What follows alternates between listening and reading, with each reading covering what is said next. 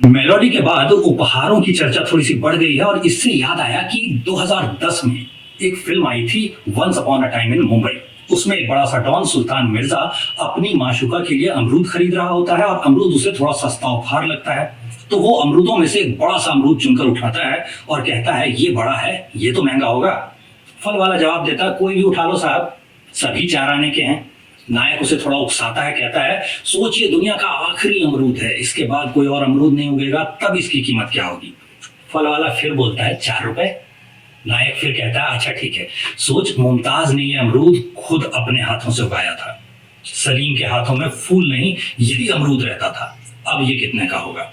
फल वाला कीमत को थोड़ा और बढ़ाता है, थोड़ा और आगे बढ़ के बोलता है 40 रुपए।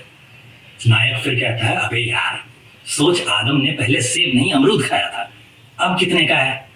फल वाला थोड़ा हैरान तो होता है लेकिन फाइनली कहता है 400 रुपए। कहानी में ये जो कहने का मेरा मतलब था वो ये था कि किसी भी चीज की जो असली कीमत होती है वो उसकी लागत से नहीं बल्कि उससे जुड़ी हुई भावना उसकी वैल्यू को तय करती है। तो एक मित्र ने जब हमसे पूछा कि किसी ने अपनी माँ को तिरुपति भेजने के इरादे से पैसे बचाए और एक गुल्लक में जमा किए, वहां खर्च होने थे करीब 5,000 रुपए, लेकिन गुल्लक फोड़ने पर अब उसमें से लगभग 10,000 रुपए निकल आए हैं। तो वो पूछ रही थी कि बाकी बचे हुए 5,000 रुपयों का वो क्या करे। वेरी सिंपल भाई, आप तिरुपति से 10 किलो प्रसाद के लड्डू खरीद लाइए, साथ में 50 प्रतियां भगवत गीता की ले आइए, कुछ रुद्राक्ष की मालाएं ले आइए, कुछ छोटी मूर्तियां खरीद लेना। जब माँ तीर्थ यात्रा से लौट करके आएंगी तो मोहल्ले भर में जिससे जैसे संबंध हो किसी को माला और मूर्ति के साथ प्रसाद और भगवत गीता दे दीजिए, किसी को केवल भगवत गीता दे दीजिए और प्रसाद दे दीजिए।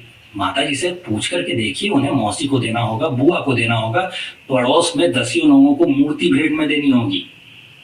तो चौथे अध्याय का 24वां श्लोक जो ये कहता है कि यज्ञ में अर्पण करने का माध्यम भी ब्रह्म है, अर्पित होने योग्य हवि भी ब्रह्म है, यज्ञ की ब्रह्म रूप अग्नि में ब्रह्मा के समान हवन करता जो यज्ञ की क्रिया कर रहा है वो भी ब्रह्म है और उससे प्राप्त होने वाला फल भी ब्रह्म है। तो ठीक से सोच करके देखिए, अगर कामना तीर्थ यात्रा की थी और उसके लिए गुल्लक में सिक्के डाले तो वो सिक्के डालने की क्रिया क्या थी? क्या वो हवन नहीं था?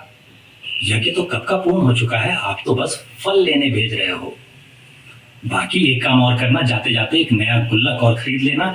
ऐसी अच्छी चीजों और यात्राओं के लिए बचपन से ही बचत करने की आदत डालना बहुत अच्छी बात है। अगर ये आदत हम आज की जनरेशन को बचपन में सिखा दें तो ये जो ईएमआई के जाल में डूबती जा रही हुई पीढ़ी है ना, वो सही मायने में बचत करना और बचत की वैल्यू करना सीख जाएगी।